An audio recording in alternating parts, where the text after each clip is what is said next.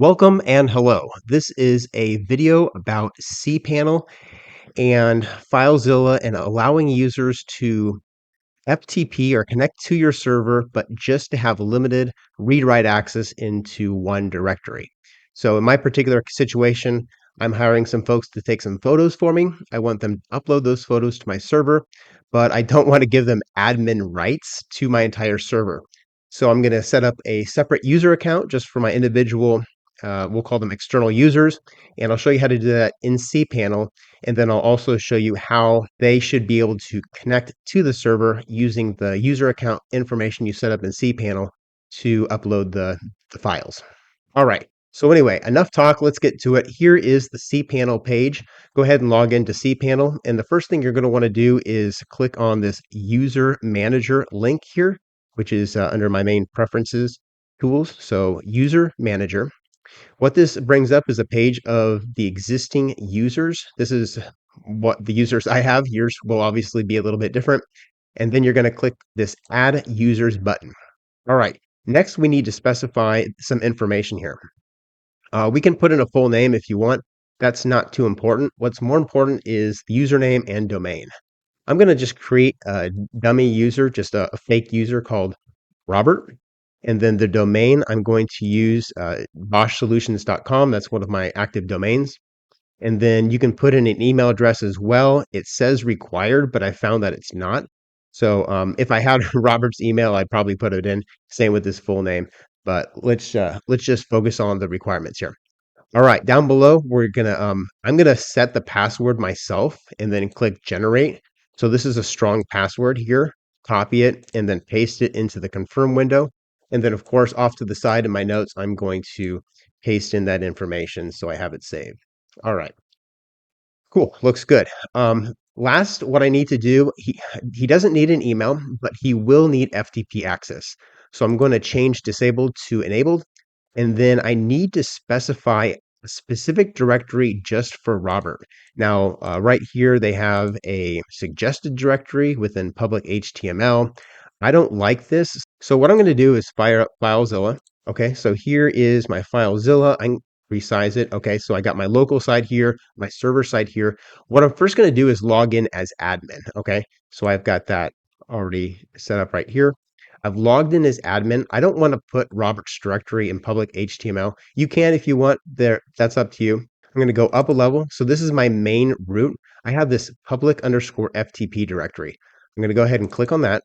And then incoming is the directory that I already set up. So you can right click, create directory if you want, call it incoming, call it something else. But I'm going to navigate into that incoming directory. And I already have a test directory set up, but I'm going to create one just for Robert. So I'll click, oops, not refresh, create directory. I'll just call it Robert and click OK.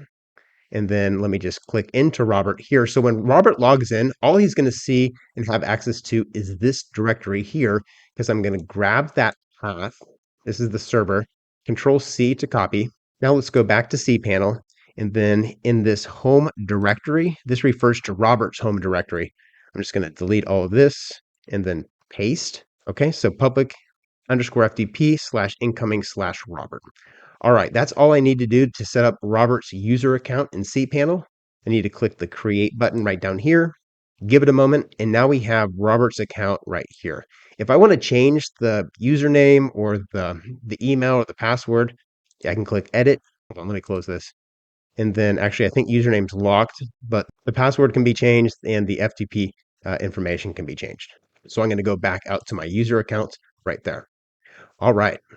Next, you're going to tell your external users, whoever's sending you files, Robert in this situation, to download and install FileZilla or any other FTP client. But my server seems to work really well with FileZilla, so that's my personal suggestion. And what they're going to do is create a new connection. So I already have one connection that's live right now, but you can go to File, Site Manager, create a new connection. Or what I'm going to tell my folks to do is just use this quick connect right here. So host, username, password, and port are the only requirements. I'm going to provide my Robert friend this IP address right here. Now this is my IP address. It's a shared host IP address. For your IP address is going to be found if you go up to cPanel on the right you should have some general information. It's this shared IP address right here. So this is what you're going to use for your host, or what your external users will use for the host value when they log in. The username here is going to be, I believe, Robert at boschsolutions.com. Okay, so let me go back to my user manager page. It's going to be this right here, Robert at boschsolutions.com.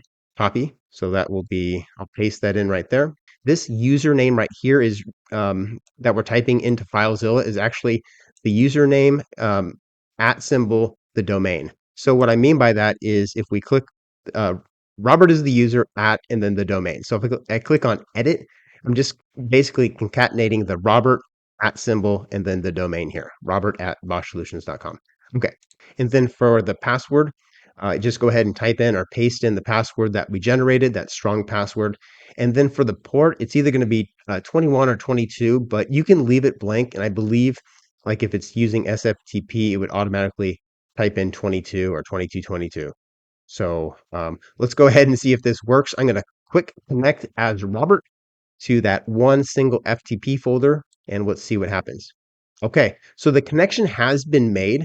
Right here, there's a tab, and over here, there's another tab. Because I have now two connections that are open up in FileZilla. This is the admin tab that I created and set up and have God rights over, and then this is Robert's tab.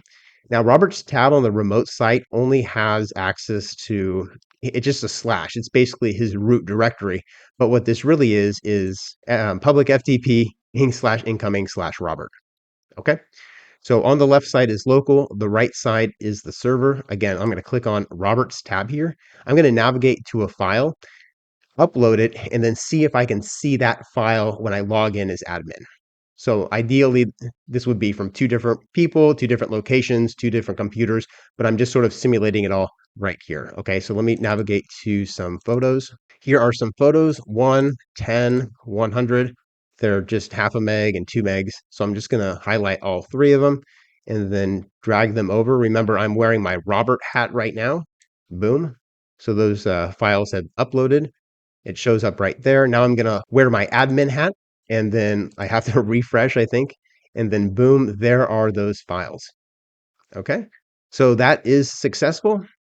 If Robert happens to upload the same file a second time, like 1.jpg, you may get this message to say, hey, the file already exists in the target. What do you want to do about it?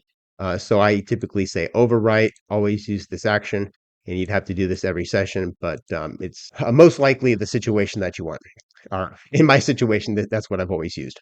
All right, well, that was a quick video on how to create a isolated user account for an external user who needs to log into your server and upload files, but you don't want to give them God rights. You want to set up a separate user account in CPanel and then have them connect to your server using an FTP client, something like a FileZilla. Hope that was helpful.